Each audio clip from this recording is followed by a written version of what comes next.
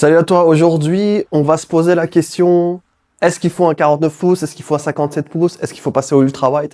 Donc aujourd'hui j'ai les deux versions, j'ai reçu les deux versions dans les mêmes conditions et j'ai bien roulé avec les deux versions et aujourd'hui j'ai plein de choses à te dire par rapport aux écrans. Donc ça peut être utile si tu veux passer au ultrawide mais aussi peut-être juste un retour d'expérience sur les ultrawides. Donc déjà, pour un ultra-wide, ce qu'il faut savoir, c'est plusieurs éléments. C'est la taille de l'ultra-wide, parce qu'il y a des ultra-wide qui sont aussi plus petits, comme les 35 pouces. Ici, ce qu'on va voir, c'est les 49 pouces, qui est le plus connu et le plus répandu. On va comprendre aussi pourquoi c'est le plus répandu. Et il y a le 57 pouces. Donc, c'est la taille. Et la taille, ça va jouer en fait sur la disposition de ton expérience. Mais ça, on en revient juste après. Donc, la taille. Donc, regardez bien, 49 pouces. 2, le taux de rafraîchissement. Et 3, la qualité de la dalle, parce que la dalle est différente en fonction de l'ultrawide que tu vas prendre. Il y a du QLED et du OLED. Bref, il y a plein de types de dalles différentes. Et aujourd'hui, la première question que tu dois te poser, c'est de se dire quand est-ce que je passe sur un ultrawide 49 ou 57? Parce qu'à la base, on vient tous d'un écran simple. Et pourquoi passer sur l'ultrawide? Pourquoi ne pas passer sur le triple screen? Donc, il y a vraiment plein d'avantages et inconvénients. La première chose, c'est que souvent l'ultrawide, c'est la version intermédiaire entre l'écran simple et le triple screen. Alors, il faut savoir une chose, avant même de commencer à débattre sur ce sujet, le triple screen, c'est vraiment la meilleure expérience possible et inégalable par un ultrawide. C'est impossible d'y arriver. Mais par contre, l'ultrawide a beaucoup d'avantages. Quand est-ce que je passe sur un ultrawide? Alors, l'ultrawide, pour moi, il a un seul et unique objectif, c'est en fait d'ajouter cet effet de vitesse, cet effet de cockpit, cet effet d'immersion. Donc c'est à ça que sert cet ultrawide, parce que quand tu es en train de rouler, tu as vraiment l'impression d'avoir un fish-eye autour de toi.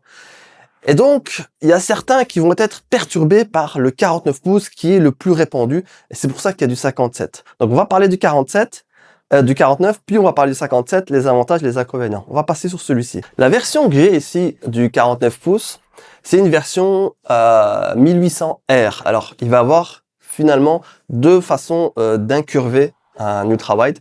C'est 1800R et 6000R. En gros, au plus le chiffre il est petit, au plus l'écran est incurvé. Au plus le chiffre est grand, donc 1800R, au plus l'écran il est plus plat. Donc là, il y a une incurvation très légère. Alors, ça a ses avantages et ses inconvénients. Ici, on est sur du 1800R, donc il y a aussi le G9 de chez Samsung qui est en fait à 1000R, donc exactement la même incurvation que le 57 ici. Il y en a qui aiment, il y en a qui aiment pas. Alors, beaucoup d'incurvations, parfois, ça donne la nausée et ça donne une mauvaise expérience parce que l'écran est déformé. L'image est aussi un peu déformée parce que vraiment, l'écran, c'est antinaturel d'avoir ce genre d'écran. Mais quand tu t'y habitues, ça ajoute de l'immersion. Moi, personnellement, j'ai testé le 1800R et juste, je le trouve parfait. Alors, l'avantage aussi de celui-là, c'est que sa dalle, c'est une dalle OLED, ce qui est très différent du 57 pouces qu'on va voir après, qui est une dalle QLED. Donc, on va avoir des noirs qui sont moins prononcés. Par exemple, le rouge là, si je le mettais là, c'est pas le même rouge, c'est un rouge un peu plus fade. Donc, au plaisir de l'œil, celui-là, il gagne le duel. Mais là où celui-là, il est très compliqué pour la plupart des gens qui passent sur du 49 pouces, c'est la hauteur de l'écran. La hauteur, elle est très petite. Et quand on passe d'un écran 35 pouces, par exemple, classique, à ce genre d'écran, sachant qu'il est grand en plus en largeur, on est un peu perturbé par la hauteur. Et je comprends totalement. Moi, j'ai eu du mal parce que moi, je viens d'un écran 41 pouces, donc un 16/9. Et quand je suis passé sur ça, je me dis, mais je vois rien. Je vois rien. Mais à force d'y jouer et à force de s'habituer, au final, ça va. Et j'adore mon expérience avec cet écran. Cet écran, en plus, il a 144 Hz. C'est important d'avoir aussi le nombre du Hz. Tu te dis, en fait, c'est pas suffisant, mais franchement, au-delà de 120 FPS dans un jeu, je sais pas si c'est nécessaire. Alors celui-là, il a 240 Hz. Et je vais t'expliquer qu'en fait, j'y arrive même pas. En gros, 144 Hz, c'est la puissance de l'écran, c'est la capacité de l'écran à te faire voir les FPS. C'est-à-dire qu'en jeu, ça sert à rien d'aller au-dessus de 144 FPS. Et comme je t'ai dit, 120 FPS, c'est amplement suffisant. Alors, il existe, je pense, le G9 en 240 Hz, si je me trompe pas, à voir encore, parce qu'il y a plein de versions différentes. Mais c'est une notion à avoir, mais la plupart des 49 pouces sont en 120 Hz au minimum. Donc, pour moi, voilà, c'est même pas un sujet de discussion. Sauf si vraiment tu veux avoir un écran dans le futur et on va parler sur celui-là. Et pourquoi les gens passent du 49 et pas au 57? C'est qu'en fait, le 49 pouces, il a besoin de moins de ressources graphiques pour pouvoir faire tourner les jeux. Mais il en a besoin de plus qu'un écran simple. Donc si tu passes d'un écran simple à un ultrawide 49, tu vas avoir une chute de performance. C'est logique parce qu'il y a plus de données à calculer.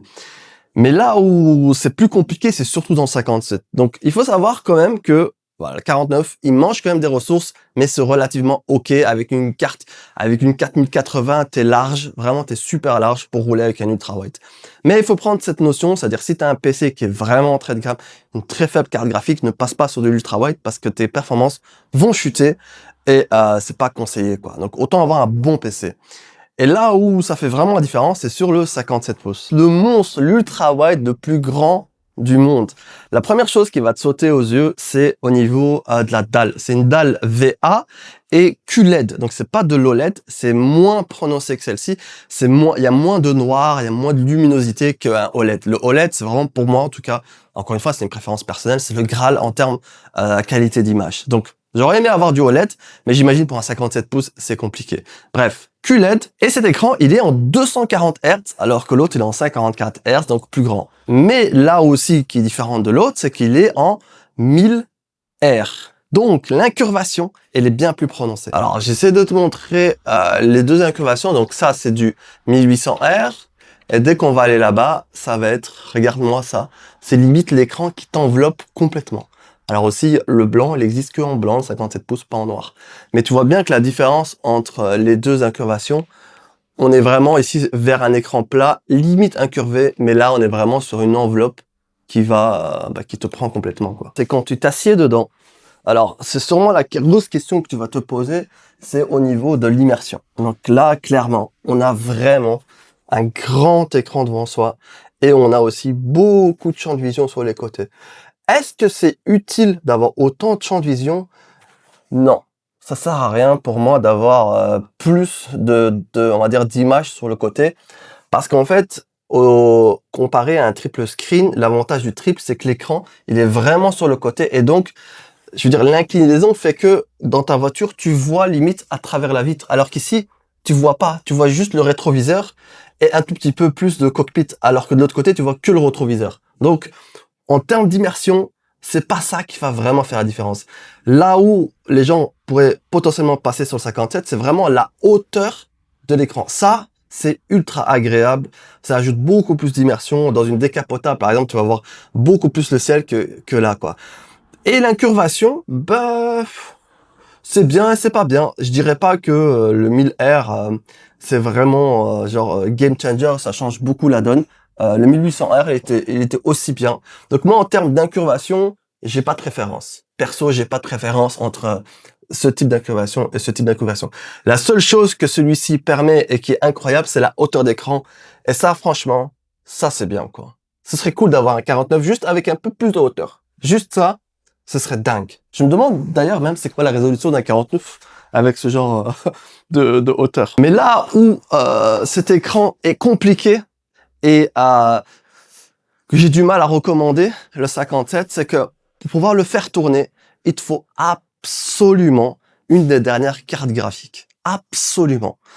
Là, j'ai la toute grosse AMD et là, j'ai une 4090 et j'ai du mal à faire tourner à 120 FPS. Pour te dire, quoi. Genre, vraiment, j'ai du mal. Donc, tu vois, c'est compliqué, quand même. C'est compliqué de recommander cet écran si tu n'as pas la dernière carte graphique. Là, tu vas être mort d'office. Il faut vraiment avoir une des dernières, au minimum la 4090, et similaire chez AMD, mais sinon, c'est un double 4K cet écran. Double 4K en même temps. Alors, je vais m'installer et je vais te montrer un truc. Bon, je sais pas si, ouais, je vais peut-être mettre comme ça t'as un peu de son. Là, j'ai mes casques parce que j'ai pas eu le temps de mettre mes baffles et tout. Donc, en fait, quand tu as un ultrawide, tu dois aussi considérer une chose, c'est le FOV. Donc, le FOV, c'est un peu, si tu veux, la disposition du virtuel dans le réel. Et la règle, c'est de se dire, OK, est-ce que je suis vraiment dans la voiture? Ici, on est dans une Caterham à droite. Et comme tu peux voir, je peux voir les deux rétroviseurs. Alors, c'est un peu étiré. Alors, je vais allumer le moteur. Voilà, normalement, tu as un peu de son. Donc là, je vais démarrer du pit. Et comme je voulais te dire, comme l'écran du 57 pouces, il est un tout petit peu plus grand, Bah, tu vois, je peux voir, finalement, je me pas bien passer la vitesse. Je peux vraiment voir le ciel, en fait, de la décapotable, tu vois, comme si j'étais en vrai. Après, encore une fois, j'ai mappé des trucs ici pour avancer le siège, reculer le siège. Donc tout ça, c'est vraiment, chacun va le positionner comme il veut au niveau du FOV. Mais l'idée, on va dire la théorie de base, c'est de le mettre le plus réaliste possible. Et là, comme tu peux voir, bah, j'ai beaucoup plus de champ de vision, quoi. Je peux aller voir le rétro à droite, je peux voir le rétro à gauche si je recule un tout petit peu, tu vois. Là, j'ai l'impression d'être un tout petit peu trop en arrière par rapport à la réalité. Mais le 57 pouces, comme il a un grand écran, il me permet surtout de voir bah, la décapo en haut et un peu plus sur les côtés, quoi. Donc la notion de FOV va beaucoup changer, mais ce n'est pas que à cause à cause du 57 pouces, c'est surtout aussi la position de l'écran. C'est-à-dire que si maintenant j'avais mon écran qui n'était pas attaché au châssis, mais j'avais mon écran à l'extérieur, il devrait être un tout petit peu plus haut. Pourquoi? Parce que j'ai le dynamique. Et donc, je vais devoir avoir une marge de sécurité. Donc, je suis obligé de le mettre ici. Et en plus de ça, un tout petit peu en arrière, derrière ma base. Donc, finalement, si je le mets un peu plus derrière, bah, je perds un peu de champ de vision. Parce que je dois, finalement, aller comme ça. Et là, j'ai beaucoup moins de champ de vision. Enfin, je sais pas si tu vois ce que je veux dire, quoi. Au plus l'écran va être proche, au plus tu vas pouvoir reculer ton FOV pour te sentir dans la voiture. Et c'est un peu plus différent que du 49 pouces. En termes de FOV, ben, on est un peu plus limité. Alors, il y en a beaucoup qui sont revenus sur mes vidéos en me disant « Mais pourquoi tu inclines l'écran vers toi ?» En fait, la raison, elle est simple. Moi, ce que je veux, c'est que quand je regarde, je veux que l'écran soit incliné à l'inclinaison de ma tête. Donc, au plus je suis incliné en arrière, au plus j'ai envie de l'écran qui soit incliné exactement là où je suis. Si je suis droit, bah, clairement, je vais avoir l'écran droit. Mais moi, j'ai toujours une position un tout petit peu couchée et encore plus ici. C'est pour ça que je suis en arrière. Même chose pour le Porsche. C'est pour ça que je l'incline vers moi. Ça, t'as l'explication. Alors, même principe, je vais te mettre le casque. J'espère que tu auras un peu de son. Si t'as pas de son, bah, c'est pas grave. Donc là, j'ai pas de boîte en H ici. Donc, une des raisons pour lesquelles aussi, je suis passé sur l'autre setup. Alors, je sais pas si il est activé ou pas. Attends. Je sais pas si c'est activé. Mon dynamique. Ah voilà, il est activé ça. Ok, donc là, tu vois, je suis avec la Caterham. Et même principe, je suis un peu plus limité en termes de hauteur, mais je suis tout aussi bien. Donc maintenant, ça va être vraiment une question de toi, à quel point tu as besoin de cette hauteur et de cette grande immersion. Et deuxième point, c'est que le fait que je sois couché comme ça, bah finalement me fait regarder que vers le haut. Alors que si j'étais un peu plus comme ça, bah j'aurais un peu moins de champ de vision. Donc moi là, franchement, entre les deux positions, cette position pour moi, c'est juste la position parfaite. Encore une fois, c'est une préférence personnelle. Mais comme tu peux voir là, en termes de FOV, c'est plus petit, quoi. C'est plus différent, c'est plus gênant. Ça dépend de toi et ton habitude. Mais moi, personnellement, quand j'ai reçu le 49 pouces en premier, bah, j'ai eu cet écran qui était pas bon en hauteur et ça m'a un peu perturbé. Mais comme tu peux voir là, par exemple, le rétro, je le vois à moitié et le rétro à gauche, je le vois pas du tout. Alors que de l'autre côté, bah, je pouvais le voir, quoi. Donc, là où je trouve, moi, l'ultra wide qui a toute son utilité, c'est qu'en fait, la différence entre un ultra wide et un triple screen, parce que c'est surtout ça où on va aller plus tard, c'est que en triple screen, il te faut 3 câbles DisplayPort ou HDMI, ça dépend ce que tu vas faire. Il te faut 3 alimentations, il te faut un rig qui soutient les 3 écrans, donc c'est très compliqué. Par contre, un ultra wide, c'est juste un câble HDMI, une alimentation et un support d'écran. Alors, il faut savoir que celui-ci, les deux sont en dynamique. Celui-ci, j'ai pas de problème. Mais celui-ci, il est obligé d'avoir un support sur le côté qui tient l'écran, sinon il fait du bruit et impossible de le mettre en dynamique attaché au châssis. Il faut le mettre à l'extérieur si tu es sur du dynamique et que t'as pas ces supports externes. Donc, ils sont même pas en vente. C'est en prototype pour te dire. Donc, l'ultra wide pour moi, c'est le combo idéal pour le gars qui veut pas se casser la tête. On va dire rapport, qualité, immersion, prix, ressources. C'est vraiment le meilleur combo. Et moi, je recommande fortement de partir sur cette dalle, la Aorus 49 pouces, pour la plupart des budgets et la plupart des gens. Mais pour ceux qui veulent aller encore un tout petit peu plus loin en termes de grandeur, qui ont le budget, mais aussi qui ont les ressources au niveau du PC, cette dalle, elle est unique. C'est la seule qui propose du 57 pouces.